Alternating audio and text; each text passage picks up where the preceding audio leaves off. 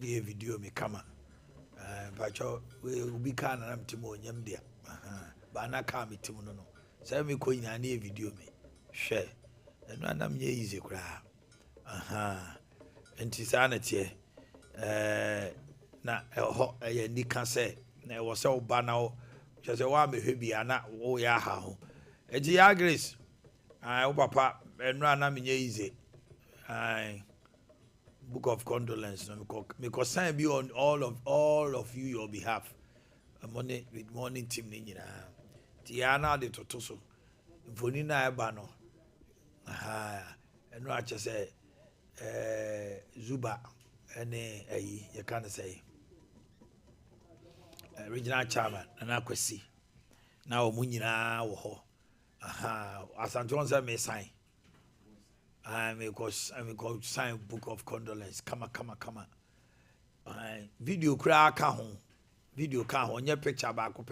Then as I made the buyer the other back up and to Omo kana ucheguso. Ya grace I don't pay you are want.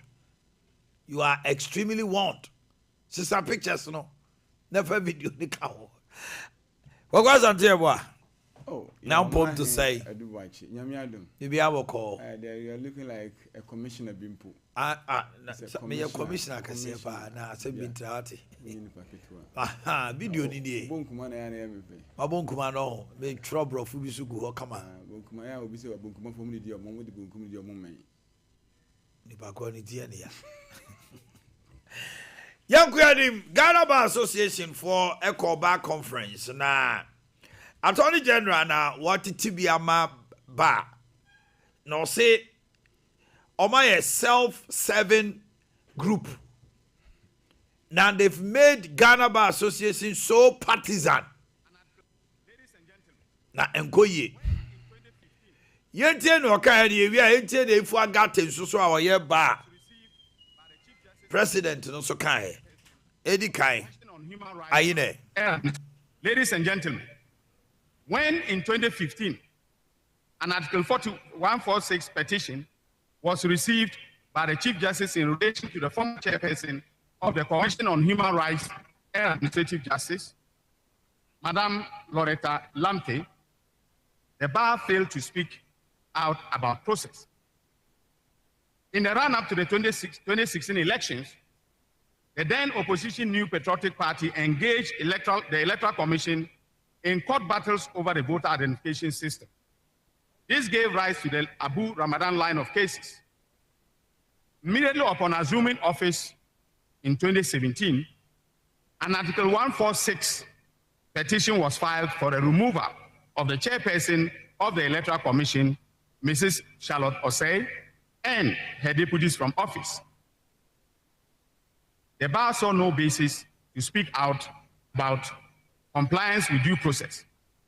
But in recent times, the bar found its voice when petitions based upon the same constitutionally defined procedures were brought in respect of the removal from office of the former Chief Justice, Mrs. Gertrude Araba-Tokono. Ladies and gentlemen, the honest question we have to ask ourselves is, what changed? The three petitions aforementioned touch and concern office holders of three constitutional bodies critical to the sustenance of our democracy. The independence of the three institutions has been guaranteed by the Constitution. The three occupants were all women of significant repute and members of our noble profession. The three committees established pursuant to Article 146 complied with the constitutional procedure to the letter. And yet, the bar found its voice only in relation to the third petition. Okay. I don't think Attorney General no ka say Ghana Bar Association wo mu ye nyaatwom. E ma ba mienu de di kan kra de yi Charlotte Osei, Loretta Lamte, ena Tokonu. Ade na Tokonu nko an omo kan de because ono ye lawyer na Charlotte Osei so ye lawyer. Nti ade nti na on de omo kan o ma no tum. O se ba no they were mam.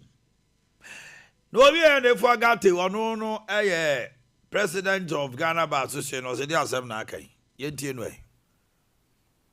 Friends, we are all aware that Article 146 of our 1992 Constitution has come under severe scrutiny in recent times. For the first time under the Fourth Republic, it's been evoked in respect of a Chief Justice. The position of the bar must be stated clearly in this regard.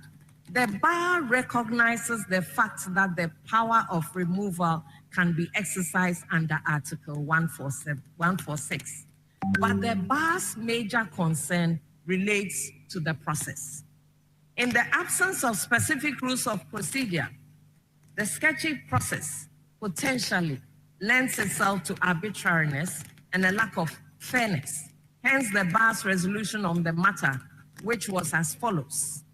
The Ghana Bar Association hereby also calls for the immediate enactment of clear and comprehensive regulations relating to matters under Article 146 of the Constitution of the Republic of Ghana to ensure transparency, accountability, and fairness in all proceedings involving Superior Court justice, particularly in the context of the impeachment or removal of such officers.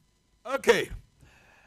Yankuyadim, coalition against Galamsey to government say Omati the Omanhene John Dramani Mahama Kanyina. Omasamia Bako declare state of emergency. Now. Yente. So we are therefore making the following demands of government.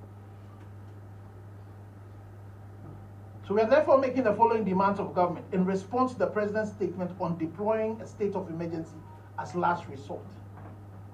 1. By Article 31(9)(a) and (b), the circumstances under which a state of emergency may be declared include the current Galamsey situation, in which the actions being taken by the environmental criminals are calculated to deprive large communities of potable water, which is an essential of life.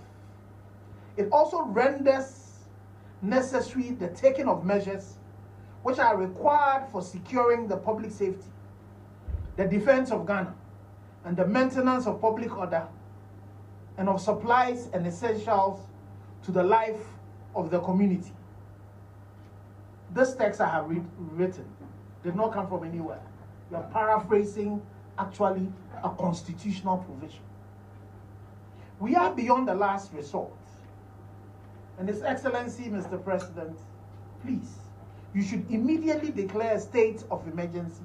And again, we are very clear about it, in parts of the country.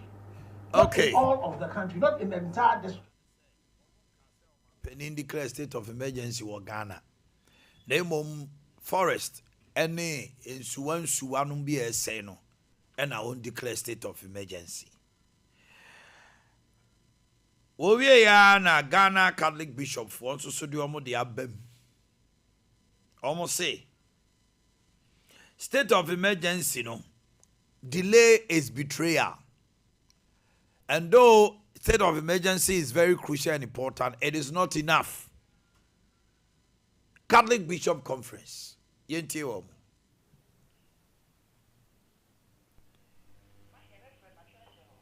Okay.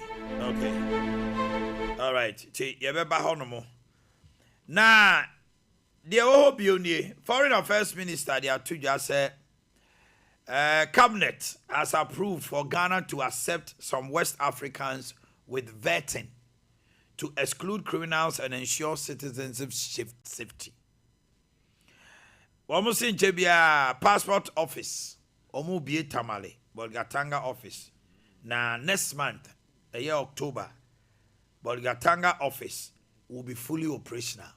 Into Omo 3 months pe passport in Yano, and Yadi Ombe day, Ombe Bankrai. Iran, a year Ghana's embassy, Bekaya, Tokakwa Honomono, Womo ye day etum. Sisia de, Yami Aduma and de, Omu Bie. Iran embassy to Ghana ni bia betimako abronye enra ejano the man 50k bail and do to 10 million de na no odin ɛno nti no abrɔnyɛ ɛna mo hu no TV no so no yɛgya no petro ɛboɔ September 16th ɛnɛ ɛkɔ soro by 4%. Na diesel ayɛ 9%. Tiato petrol 4% petrol, 9% diesel. Na bibia eno no. Yaw. Ne asante. Ensem ni go apron so ya me sha se free o me tie o. Akonta ya she tuntun de ye ntimi nko wa bra. Yenka fikesiem.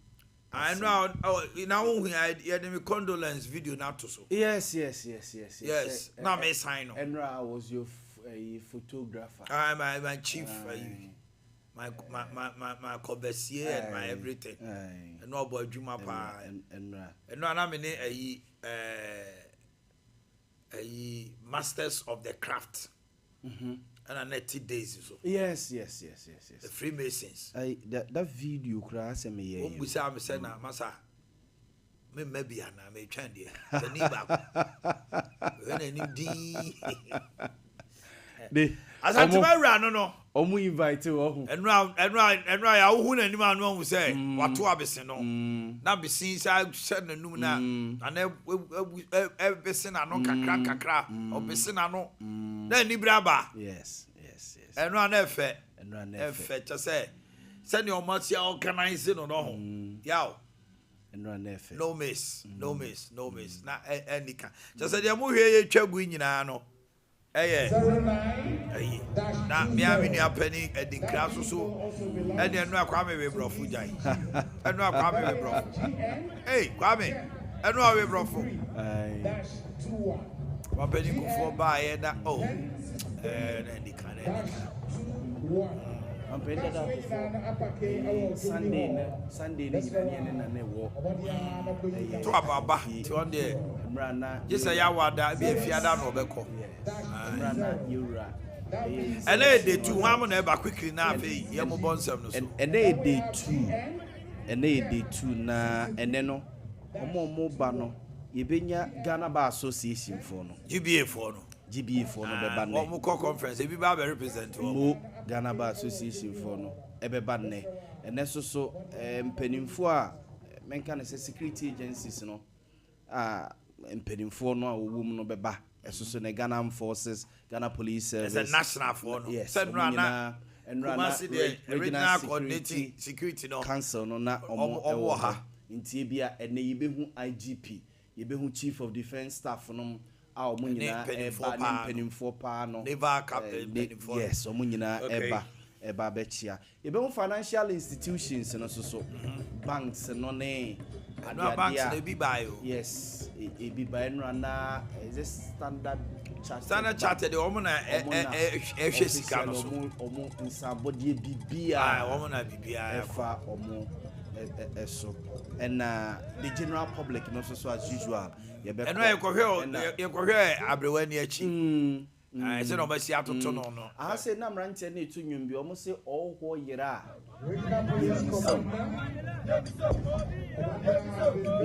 to when amanie ne amamre ni bia yes abrafo ni bi no ene ya ku omo ntwoma abrafo de se ketutum ebi die ebuze bi tuntum ebi so omso oho yira yemusa adenta yemusa tete honom no na nanom nko ekura akwa okay nanom nko ekura akwa je den am no bi na beko ti abrafo no so yama won ne ya wada na wan hwe ya manso kwanta hima mra na onene hene eba betrase mra. I've seen something with her. I don't know, baby, I need to I hear my phone and yes, I'll be bringing us. You call almost seven. So no yere kura pia bontenia so now yere see Africa mu kron say gentleman ade or son son so a gentlemanly act mo so because me who say ono no de saade no it has become as a part and parcel of her. Yes. Say na Bema kantin kapa kese pa so ne kura ne so. Na no man hima dodo no a. Ya na ikro mu nsa. Ya na ye wo mo. Na enra so ade ba ko amu ye na kuma wu man hene. Very much suffer to the Boakye. Yes. Video no so emra ofiti se oba na oduru dwanum no na ninisuo opepaye no tutene ye na okoko tena ase e na wa unua na nakona hene e de asa na eja esia no na omo okoko tena ase na omo ye bi huade ba akoso onsa ahimfo no nyina betena ase ai ba dwabeni ni nua de omo ba akire. Yes.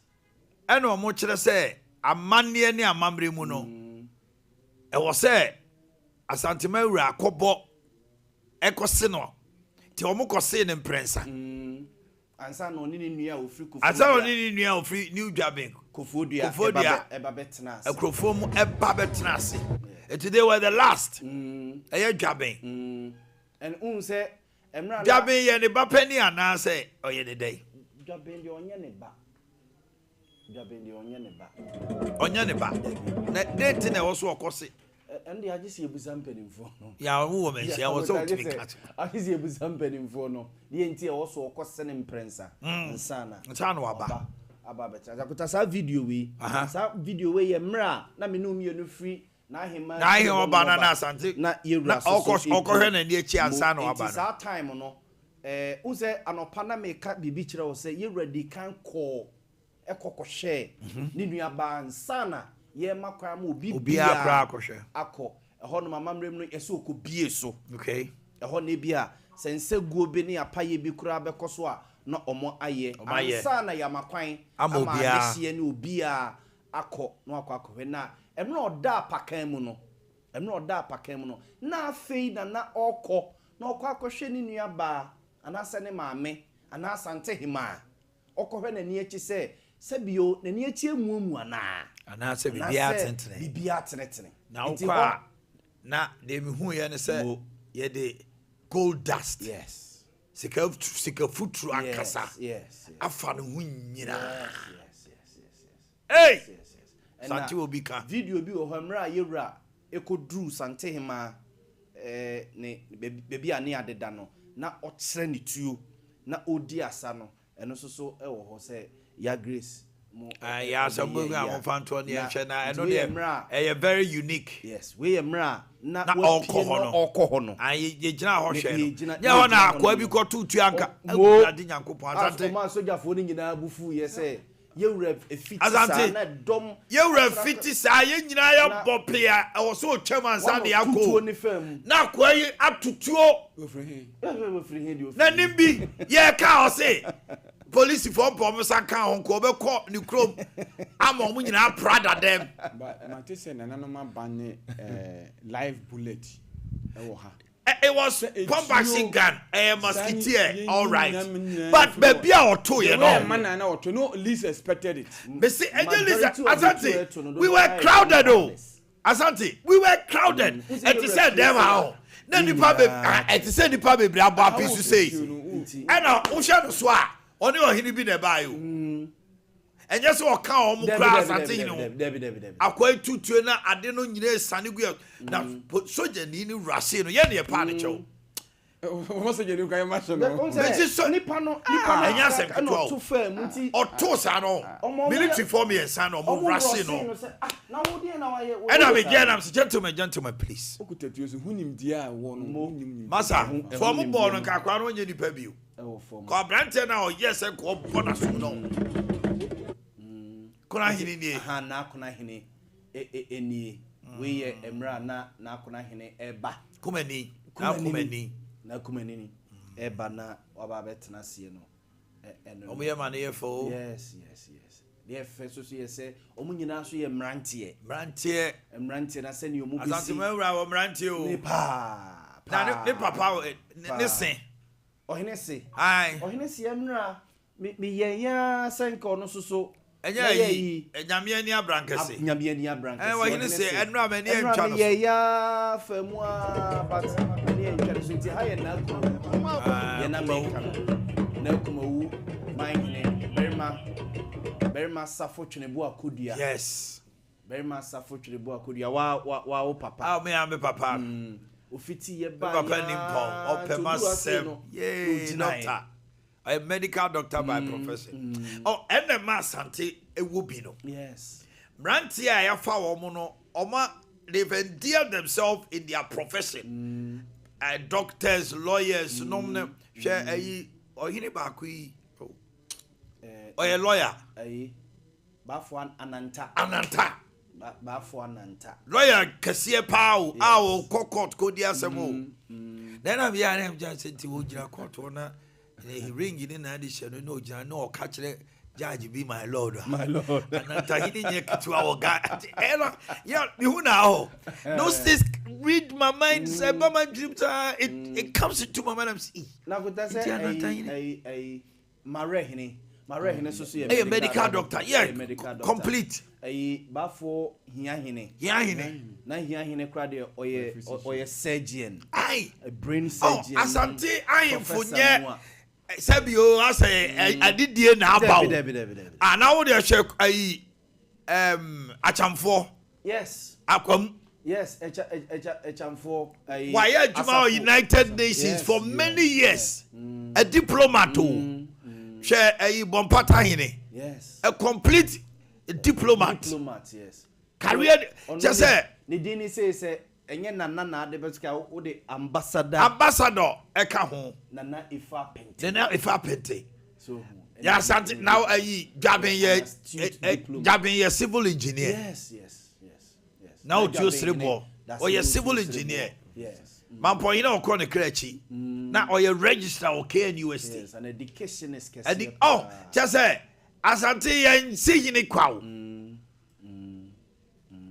nti de addition anko na nim no wabobra so a businessman of repute and astute enti yeah wobio yen fa yen si ohine bi said and this time around kwara asante rise say ahindie no eye wo dia akra na mo ye mienu na me biesa na mo nyina mo fata de owonim dia obetima abo akro no e de mema no kofa sabi obi ana de akra na wodi nsemhunu wo krom ho akota obi wo no otibi be di kro anim na wa break kro na ase oh yes obi susu be na da ora fi na wa peja azante ya wa MPs bi ho no ma si na constituency na gidin MP ni ko ayira Unio Asante region ha ye betima aka bebre constituency bi ana eye vibrant and the MPs MP no nti they be out in the so say nkoma ye de nyama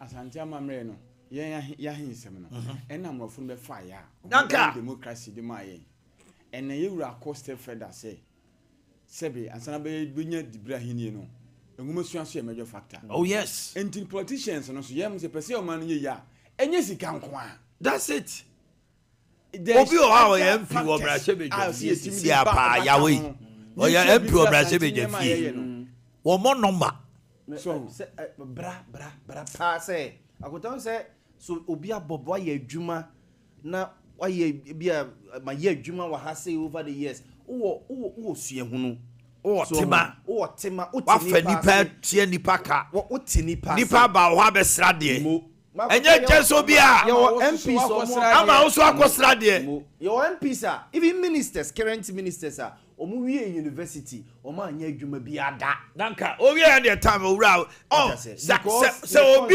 obi ye test corner na thing na o wie school owura politics ma o man poster de bia of falter akoye gani hantan na me na mutumi abawo ya hunu bebre nana no ma kire na ye day 2 o ma gakra me kan ye wura sebe wonso wo hunu ade pa me ka na Asante hena on say ya wono no na ne na sebe okra no na na fie ko osie wo nyina o ene ne soso osie ni nuaba nti sebe ade atene ni na say ni nuaba nso so na yem no na aka wo enti ana se de se yewura na ye ne nuanom nyinaa yewura na asante hene na we de wadama boom na ya kan ya bo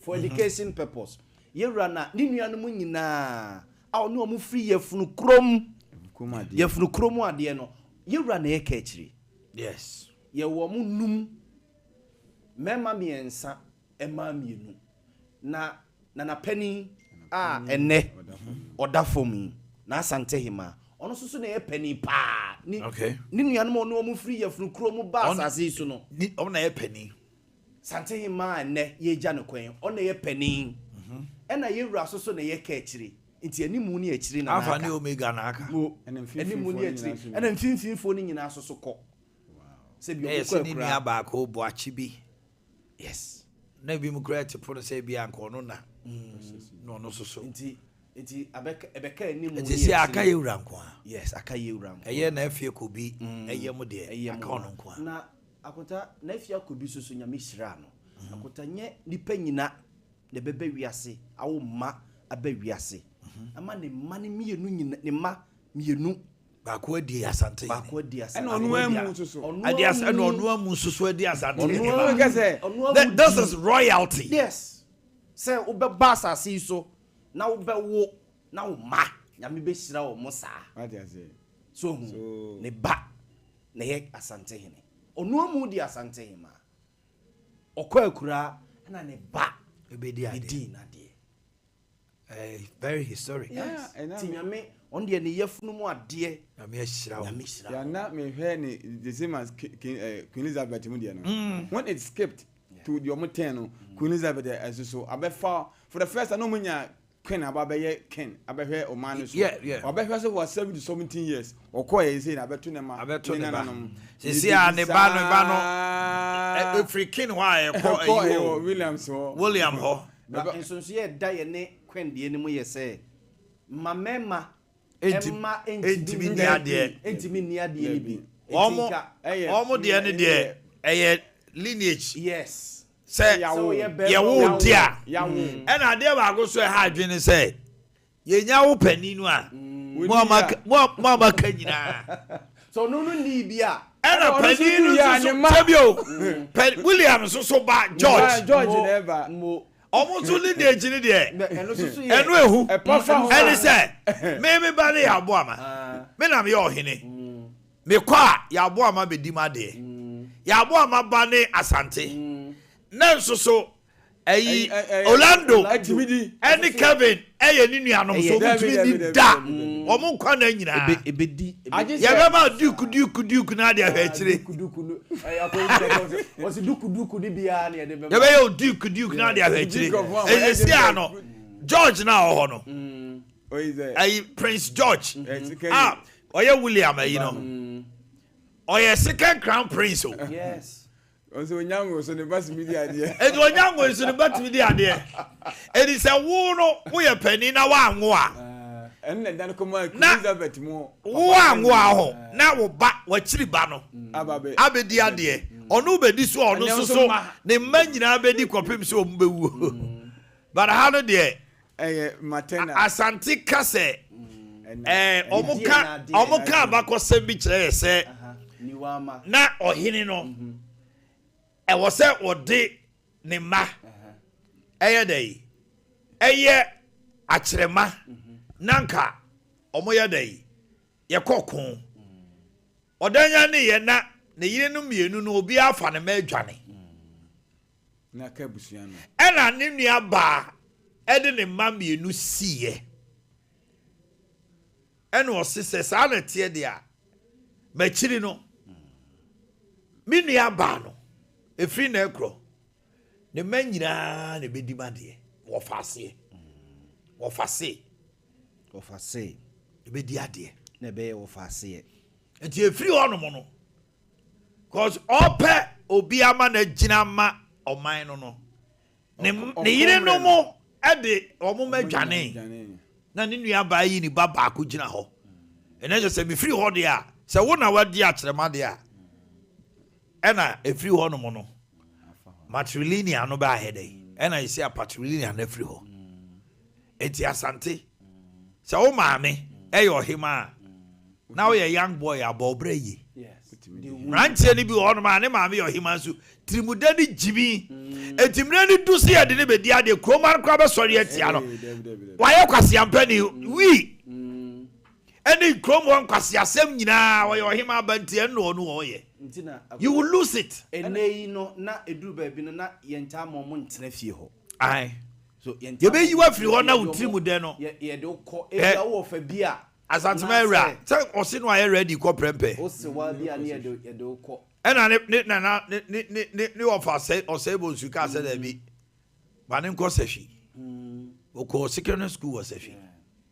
Yeah, hono no times a combedu. Titifo nde o man no mu sebise. Ayi nyansa o. Na ye te asa bajimi bre. Ye jimi che obi a.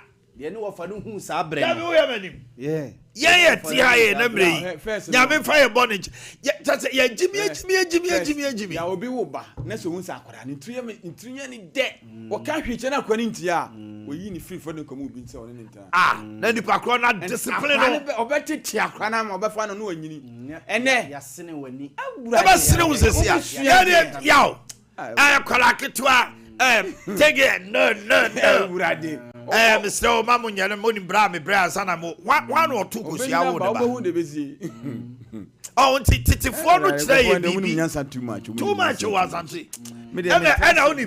Anko ye book nyansa, ye fie nyansa. Hwe no man twere o. E fie nyansa. Yaw. Me so ye pani bia ye di ade. Or so ye CEO, so ye director, so ye wine. One fa fie nyansa kan de book ho pe ofeli. Ibi ya memo impo ye huri omo person mo tese se obeti by finance be sika so na na ntimi dis come on se mo fa nkoto omra na na no panimu no ofu se monye ya ba maje wansidi wenyi wansidi na ansa na obusa wo nansa kwa de obamu anim afri so obusa se sika na me ma wo henfa on kasa ko man was o wai ko patomo na ko fa sika na me ma ne bra na wadi a on se wo we be ohwini untimi afebo se ugina ho na na pacho me hwade wa kira haba and then we don't test people na de no munim yansa too much today we don't test people ye tam post there many panel corruption kwa abusia for edi mu sia amamre ne amane and then yesua bibi kakra Orlando Kotoko Orlando